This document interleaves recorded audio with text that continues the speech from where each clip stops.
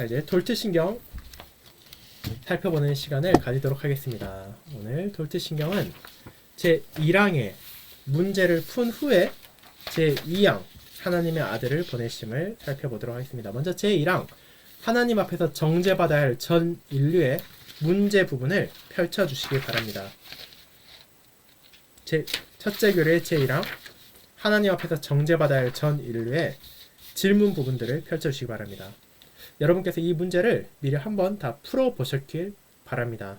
1번부터 5번까지의 질문은 크게 어렵지 않습니다. 1번부터 5번까지는 이 앞선 내용을 찾아보면 그대로 답이 나오는 것들이고, 더 깊은 숙고를 위하여서 나오는 부분들은 이제 여러분이 이 내용을 토대로 하나님의 말씀을 생각하며 풀어볼 필요가 있는 것입니다.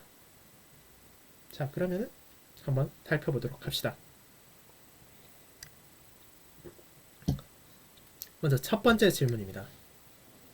한 사람, 즉 아담의 죄의 결과로 하나님께서는 전 인류에 대해 무엇을 하실 수 있으십니까? 어떻게 그들이 아직 태어나지도 않았고 어떤 죄도 범하지 않았는데도 그것이 정당할 수 있습니까? 자, 이것은 어떤 문제입니까? 말 그대로 돌트신경 제1항의 제목에 대해 묻는 문제입니다. 한 사람의 죄의 결과로 하나님께서 전 인류에 대해 무엇을 하실 수 있는지를 돌트신경은 먼저 보여줍니다. 즉, 하나님께서 실제로 무엇을 하셨는지를 살피기에 앞서 무엇을 하실 수 있는지를 바라보게 하는 것입니다. 그리고 그 답은 무엇입니까? 하나님께서 하실 수 있는 것, 하나님께서 하셔도 전혀 문제가 없는 것은 바로 전 인류를 공의롭게 정죄하는 것입니다. 즉, 모든 인류를 죄인이라 선언하고 그에 대해 심판할 수 있다는 것입니다. 돌트신경 제1항에선 이렇게 말합니다. 그렇게 하신다 하더라도 아무에게도 불의를 행하신 것이 아니라고 말입니다. 그렇게 하셔도 아무 문제도 없다는 것을 보여줍니다. 그렇다면 우리는 의문을 품게 됩니다. 아니, 어떤 사람도, 아직 태어나지 않은 사람도 있는데, 아무 죄도 범하지 않았었는데, 아담이 죄를 범했을 때 우리가 어떤 죄도 범하지 않았는데 아직 그것이 정당할 수 있냐고, 어떻게 그래도 되냐고, 이런 생각을 한다는 것입니다. 자, 그 이유는 무엇입니까? 모든 인류는 죄인이기 때문입니다. 즉, 우리가 무죄하다고 말할 수 없기 때문입니다. 그 이유는 바로 아담이 모든 사람의 머리로서 죄를 행했기 때문입니다. 자, 우리는 그에 대한 예시를 어떻게 봅니까? 법적인 대표적으로 행한 말과 행동으로 봅니다. 우리가 누군가를 대표로 뽑았을 때, 누군가를 대표로 나를 대신해서, 우리를 대신해서 어딘가로 보냈을 때, 그가 하는 말, 그가 하는 행동은 그저 한 사람의 말과 행동이 아니라 그가 대표하는 모든 사람들의 말과 행동을 대표하는 것이 됩니다. 즉, 그렇게 그가 잘못된 행동을 한다면 그것은 그 사람만의 잘못이 아니라 그가 대표하는 모든 사람의 잘못이 됩니다. 아담은 모든 인류의 머리로서 죄를 행했습니다. 그렇기에 그는 자신을 통해 태어난 모든 이들을 대표해서 죄를 저질렀고, 우리 또한 그 죄를 함께한다는 것이 진리입니다. 그렇기에 우리는 모든 인류가 하나님 앞에서 정죄받아 마땅한 죄인이라는 것을 고백함으로 이 돌트신경을 시작하는 것입니다. 그렇다면 여러분의 의구심들을 잠시 내려놓고 이어지는 문제들을 살펴보도록 합시다. 우리가 돌트신경을 고백하는 동안 여러 가지 질문이 떠오를 수 있을 것입니다. 하지만 그와 같은 질문들의 대부분은 돌트신경의 내용들을 하나하나 살펴보면 하나씩 해소될 것입니다. 그러니 한 번에 모든 것을 해결하려 하는 생각을 내려놓고 하나씩 각각의 교리와 각각의 항목이 우리에게 전하고자 하는 하나님의 진리를 생각해 보도록 합시다. 자, 그럼 2번 문제입니다. 낙원에서의 죄, 즉 아담이 저지른 죄를 우리는 어떻게 부릅니까? 우리가 이 죄를 그저 아담의 죄라고 부르는 것이 합당합니까? 이것은 누구의 죄입니까? 자, 이 죄 여러분도 들어보셨을 것입니다. 이 죄를 부르는 가장 일반적인 표현은 바로 원죄라는 것입니다. 그렇다면 이 죄가 그저 아담이라는 한 사람만의 죄입니까? 나와 별개의 죄, 나와 상관없는 죄입니까? 그렇지 않습니다. 이 원죄는 아담의 죄이지만 동시에 저와 여러분의 죄이기도 합니다.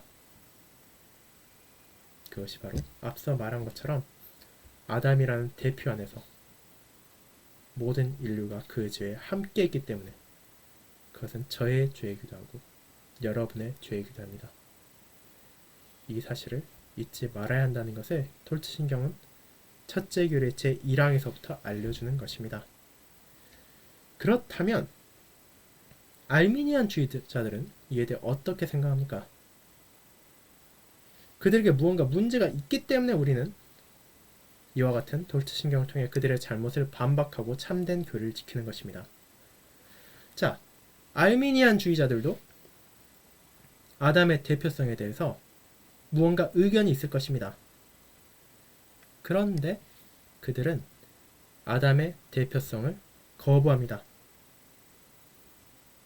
하나님께서 모든 사람을 그들을 대표하는 한 사람을 통해 상대하신다는 것을 거부한다는 것입니다. 즉, 그들은 이렇게 의견서를 제시했습니다. 하나님께서는 모든 인류를 한 명의 아담 안에서 결백한 상태로 창조하지 않으셨습니다. 라는 것입니다. 아담을 창조할 때 그 안에서 모든 사람들을 의롭다 보지 않으셨다는 것입니다.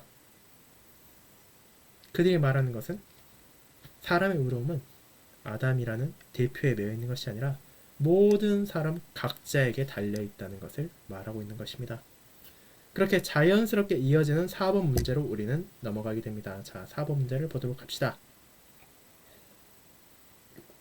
알미니안주의자들은 낙원에서 저질러진 첫 죄의 영향에 대해 무엇을 거부하며 어떤 것을 믿습니까? 자, 알미니안주의자를 하더라도 아담이 저지른 죄가 큰 영향을 주었다는 것 자체는 인정합니다. 한 사람 행동이 다른 사람들에게 영향을 준다는 것까지 인정합니다. 그런데 그들이 거부하는 것은 그로 인해 모든 인류가 정죄받아야 된다는 것은 아니다라는 것입니다. 그들이 믿는 것은 각 사람은 자기 행동에 따라 하나님의 심판을 받던 상을 받던 하는 것이라는 것입니다. 이것은 일견 그럴듯해 보입니다. 매력적이지 않습니까? 원죄는 상관없고 내가 행한 것, 내가 착하게 살면 내가 상을 받고 내가 나쁘게 살면 내가 벌을 받는다. 이것이 어쩌면 오늘날의 일반적인 사조와도 맞을 것입니다. 그런데 5번 문제 봅시다. 어떤 성경 본문에 따라 개혁교회는 아담의 대표성에 대한 그들의 교리가 옳으며 알미니안주의자들의 가르침이 틀리다는 것을 증거했습니까? 성경을 보자는 것입니다. 성경에서 어떻게 말합니까? 로마서 5장 18절 19절은 다음과 같이 말합니다. 그런즉 한 범죄로 말미암아 많은 사람이 정죄에 이른 것 같이 한 사람이 순종하지 아니함으로 많은 사람이 죄인 된 것 같이. 즉 여기서 말한 한 사람이란 아담입니다. 아담으로 인해 많은 사람들이 단순히 죄악된 상에 기울어졌다는 것이 아니라 죄인이 되었다는 것입니다. 아담이 법적인 머리로서 모든 사람을 대표하기에 그의 죄는 모든 사람을 죄인으로 만들었습니다.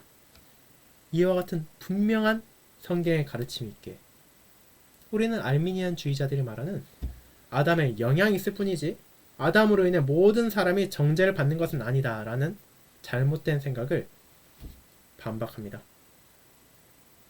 모든 사람이 각자의 뜻에 따라 선하기도 하고 악하기도 한 것이 아니라 성경에 따라 모든 사람은 하나님 앞에 정죄받아 마땅한 죄인이라는 것을 고백하는 것입니다. 그것이 돌트신경 첫째 교리의 제1항이 돌트신경 이후의 내용을 살펴보기 전 먼저 알려주는 것입니다. 하나님의 선택에 대해, 하나님의 유기에 대해 그것이 옳으냐 그르냐를 말하기 전에 하나님께서 먼저 무엇을 하실 수 있는지 이 사실을 마음에 기억하라는 것입니다. 자, 그럼 이제 이어지는 더 깊은 숙고를 위한 문제들을 살펴보도록 하겠습니다. 이 더 깊은 숙고를 위한 문제들은 제 답을 먼저 듣기 전에 여러분께서 한번 직접 풀어보시거나 최소한 생각해 보시기 바랍니다. 이 부분은 앞선 내용에 그대로 답이 있는 것이 아니라 그 내용들을 토대로 해서 우리가 생각해보고 정말 말 그대로 숙고를 해야 되는 것이기 때문입니다. 자, 그럼 하나씩 살펴보도록 합시다. 교리학은 아담의 죄책의 전가에 대해 영향을 주는 혹은 간접적인 것과 직접적 혹은 직접적인 것에 대해 구별을 하고 있습니다. 간접적인 전가를 주장하는 사람들은 아담의 후손들이 자연적인 계보에 따라 태어남으로써 전해지는 아담의 부패를 물려받아 유죄를 초래하고 그들 자신의 부패한 도덕성에 따라 죽음을 맞아야 할 상황을 부른다고 주장합니다. 직접적인 전가를 주장하는 사람들은 아담의 죄책에 대해 모든 아담의 후손들은 법적인 전가를 통해 아담의 유죄를 물려받으며 아담과 같은 부패한 본성을 물려받음으로 인해 이 죄악으로 말미암아 형벌받았다고 주장합니다. 자, 여기서 아담의 죄에 대한 간접적인 전가와 직접적인 전가가 나옵니다. 이것 중 어느 것이 성경적인 것인지를 한번 생각해 보시기 바랍니다. 그리고 이어지는 A 문제를 풀어보도록 하겠습니다. 6번의 A 문제는 어떤 관점이 보다 정확합니까? 그 이유는 무엇입니까? 라는 것입니다. 자, 어떤 관점이 보다 정확합니까? 간접적입니까? 직접적입니까? 아담의 죄가 우리의 간접적인 영향을 주어서 우리가 죄로 기울어지게 만듦으로 우리 자신의 죄로 인해 우리가 죄인이 되는 것입니까? 그렇지 않으면 우리가 그 안에서 이미 법적으로 유죄를 물려받은 것입니까? 이는 여러분이 앞선 문제들을 잘 생각해보면 이미 답을 찾을 수 있는 것입니다. 우리가 로마서 5장 18절 19절에서 읽은 것처럼 아담의 죄책의 전가에 대해서는 우리가 간접적인 것이 아니라 직접적인 것입니다. 아담이 계기만 주었고 모든 사람이 스스로 죄를 지어 죄인이 된 것이 아니라 아담 안에서 우리는 이미 죄인이었고 그리고 우리 스스로도 계속해서 죄를 짓는다는 것입니다. 직접적인 전가가 이 죄에 대한 바른 관점입니다. 다시 말하면 성경적인 관점이라고도 할 수 있습니다. 자, 그것을 그럼 이어지는 문제들을 통해서도 보도록 합시다. B. 하이데베르 교류문답 제7문답은 어떤 관점을 지지합니까? 자, 교류문답 제7문답을 제가 낭독하도록 하겠습니다. 제7문. 그렇다면 사람의 타락한 본성은 어디에서 왔습니까? 우리의 첫 조상 아담과 하와가 낙원에서 타락하고 불순종한 것에서 왔습니다. 왜냐하면 거기에서 우리 본성이 부패되었기 때문에 우리는 온전히 죄 가운데 태어나고 죄 가운데 잉태되고 태어납니다. 자, 여기에선 무엇을 말합니까? 우리 본성이 부패되었을 뿐 아니라 우리가 온전히 죄 가운데서 잉태되고 태어난다는 것을 말합니다. 즉 우리가 태어나는 그 순간부터 우리는 죄인이라는 것을 보여주는 것입니다. 즉 앞서 말한 직접적인 전가에 대한 것입니다. 그럼 벨지 신앙고백서는 어떻습니까? 벨지 신앙고백서 제15항을 살펴보도록 합시다. 벨지 신앙고백서 제15항입니다. 제15항은 원죄라는 제목을 가지고 있습니다. 제가 낭독해 보겠습니다.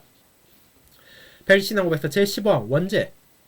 우리는 아담의 불순종으로 원죄가 전 인류에게 확산됐음을 믿습니다. 원죄는 인간의 전 본성의 부패이며 유아조차도 모태에서 오염되는 유전적인 악입니다. 원죄는 뿌리와 같아서 온갖 종류의 죄를 사람 안에 생산합니다. 그러므로 원죄는 하나님께서 보시기에 혐오스럽고 가증스러워 인류를 정죄하기에 충분합니다.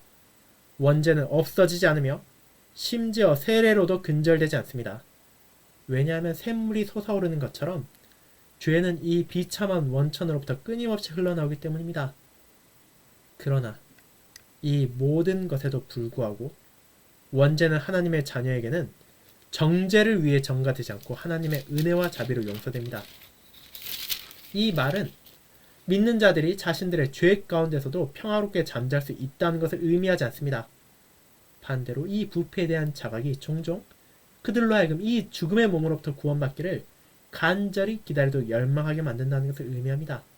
이 점에 관하여 우리는 죄는 단지 모방의 문제라고 말하는 펠라기우스주의자들의 오류를 거부합니다.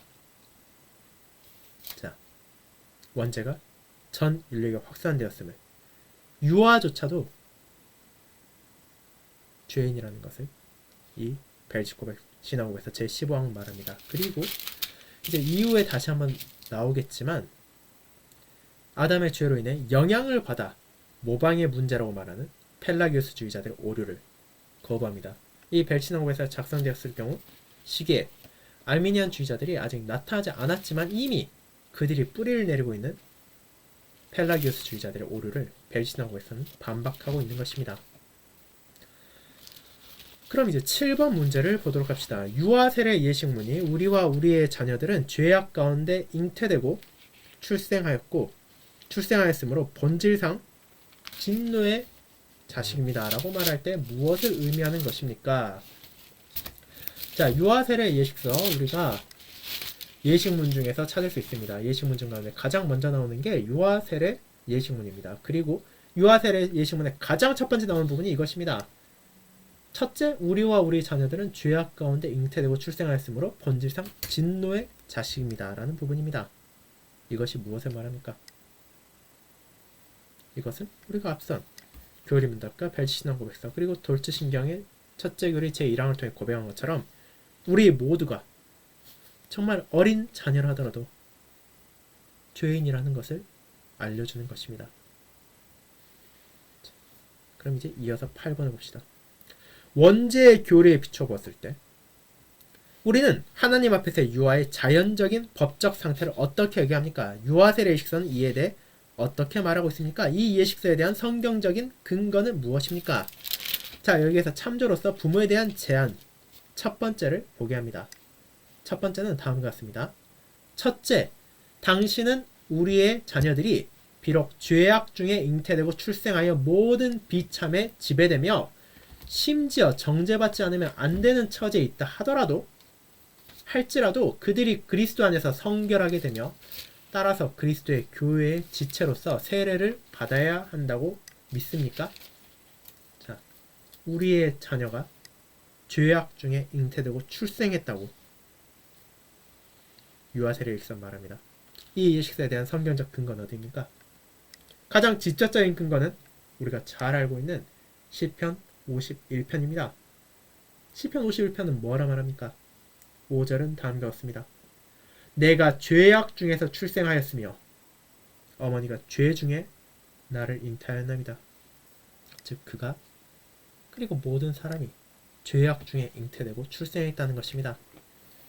태어날 때 어떤 죄도 없는 무결한 상태가 아니라 태어나는 순간부터 이미 모든 사람은 죄인이라는 것을 이는 보여주는 것입니다. 그렇다면 펠라기우스는 원죄에 대해 무엇을 유지했습니까? 우리가 이미 역사적인 배경을 살펴보았지만 펠라기우스주의자들은 원죄에 대해 그것은 모든 사람을 정죄하는 것이 아니라고 말합니다. 사람은 그저 죄를 모방하지 않으면 됩니다. 다른 사람의 죄를 따라하지 않으면 됩니다. 그러면은 우리는 의로워질 수 있다고 펠라기우스는 주장한 것입니다. 자, 그럼 이제 10번 문제를 보도록 합시다. 마지막 문제입니다. 우리가 기도에서 우리의 기도에서 죄의 용서를 구할 때 그것은 원죄에 대한 것입니까? 그렇지 않으면 우리의 자범죄에 대한 것입니까? 아니면 두 가지 모두를 포함한 것입니까? 어떻게 여러분은 이것을 여러분의 기도에 적용할 수 있습니까? 교리입니다. 제 신문답입니다. 제 신문답을 제가 낭독하겠습니다. 하나님께서는 그러한 불순종과 배도를 형벌하지 않으시고 내버려 두십니까? 결코 그렇지 않습니다. 하나님은 우리의 자범죄뿐 아니라 원죄에 대하여도 몹시 노하십니다. 그러므로 하나님께서는 누구든지 율법책에 기록된 대로 온갖 일을 항상 행하지 아니하는 자는 저주 아래 있는 자라 라고 선언하신 대로 이 생과 내 생에서 영원히 의로운 심판으로 벌하실 것입니다. 즉 우리가 죄 용서를 구할 때 원죄만이 아니라 우리의 자범죄에 대한 것도 함께 용서를 구해야 한다는 것입니다. 우리가 기도를 드릴 때 나 자신이 먼저 태어날 때부터 죄인이라는 것을 잊어서는 안 되고, 그리고 그렇게 죄인으로 태어난 내가 계속해서 죄를 짓고 있다는 사실도 마음에 새겨야 합니다. 그 두 가지를 기억하며 그리스도의 은혜 안에서 우리는 끊임없이 하나님께 나아가며 그 용서를 구하고 그 용서 안에서 평안을 찾아야 할 것입니다. 그것이 우리가 함께 살펴본 돌트신경 첫째 교리의 제 1항에 대한 문제들이었습니다. 이 문제들을 나중에 시간이 나시면 다시 한번 살펴보시고 돌아보시기 바랍니다.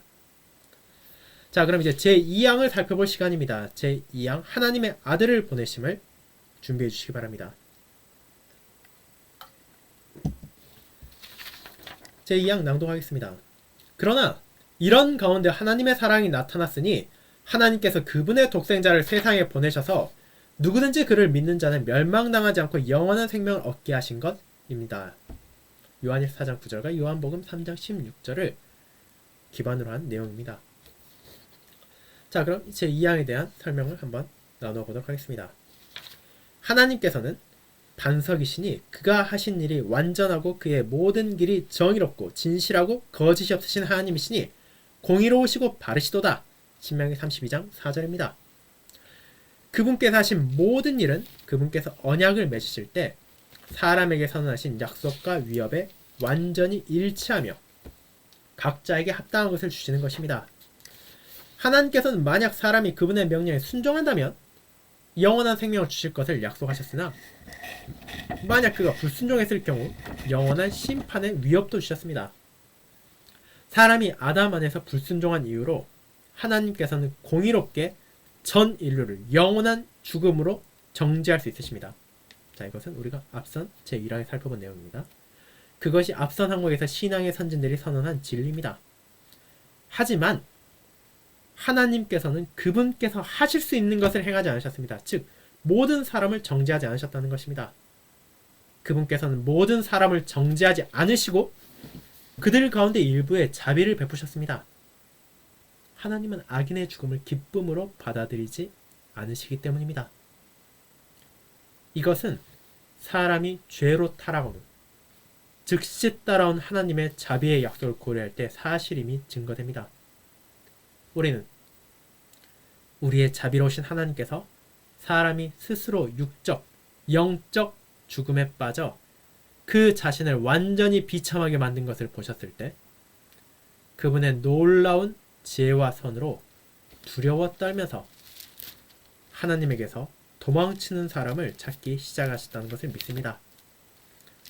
하나님께서는 뱀의 머리를 상하게 하며 사람을 복되게 하시기 위해 여자에게서 나실 그분의 아들을 주실 것이라고 약속하심으로 사람을 위로하셨습니다. 이는 벨시너홈에서 제17항의 내용입니다. 그렇기에 우리는 하나님의 공의만이 아니라 그분의 사랑도 고백합니다. 그럼에도 우리는 마치 그것들이 대조되거나 서로를 상쇄하는 것처럼 여기며 하나님의 사랑이 하나님의 공의와 충돌된다고 생각해서는 안 된다는 것을 주의해야 합니다. 하나님의 사랑은 그분의 공의를 헛되게 만들지 않습니다.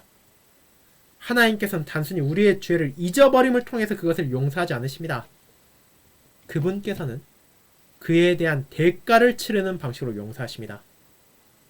하나님의 사랑은 그분께서 죄를 더 이상 벌하지 않으신다는 것이 아닙니다. 오히려 하나님의 사랑은 그분께서 우리의 죄에 대한 값을 온전히 치름을 통해 하나님의 공의를 만족시킬 수 있는 첫 아담과 같은 두 번째 대표자를 보내주신 것입니다. 여러분이 볼 수 있듯이 하나님의 공의와 그분의 사랑은 그리스도의 고난과 죽음 안에서 함께 드러납니다. 돌트신경은 여기에서 사람이 영원한 정죄의 상태에서 구원의 상태로 옮겨진 방편에 대해 묘사합니다. 사람은 믿음을 통해 죄의 용서와 영원한 생명을 받습니다. 누구든지 그를 믿는 자는 멸망당하지 않고 누구든지 그분을 믿지 않는 자는 멸망당할 것입니다. 비록 이 항목이 정말로 당연해 보이지만 그것이 포함된 분명한 이유가 있습니다. 알미니안주의자들은 그들의 항론, 그들의 변론 선언에서 이 본문을 사용하여 모든 사람들이 믿을 수 있는 기회를 가진다고 드러내려 했습니다. 그들은 요한복음 3장 16절에 나오는 자마다라는 단어에 기반했습니다. 그들은 이렇게 기록했습니다. 예수 그리스도께서는 모든 사람을 위해 전 인류를 위해 죽으셨습니다. 그럼에도 요한복음 3장 16절에 따르면 신자를 제외하고는 누구도 그리스도의 죽음의 공로를 받을 수 없습니다. 그들은 자마다라는 표현을 하나님께서 사람에게 그가 구원받을 수 있는지 여부를 결정하도록 두셨다고 이해했습니다. 그들은 이 표현을 하나님께서 사람에게 자신이 구원받을지 그렇지 않을지 선택할 수 있도록 하셨다고 믿었습니다. 그에 따르면 만약 누군가가 하나님을 향해 누가 구원을 받을 수 있습니까? 라고 묻는다면 그분께서는 누구라도 받을 수 있다. 그것이 그들이 스스로 나의 구원의 제안을 받아들일지를 결정함에 따른 것이다 라고 말할 것입니다. 이것이 알미니안들의 주장입니다. 자, 그리고 이어지는 두 항목에서 돌트 신경의 교부들은 알미니안주의자들 오류를 보여줄 것입니다.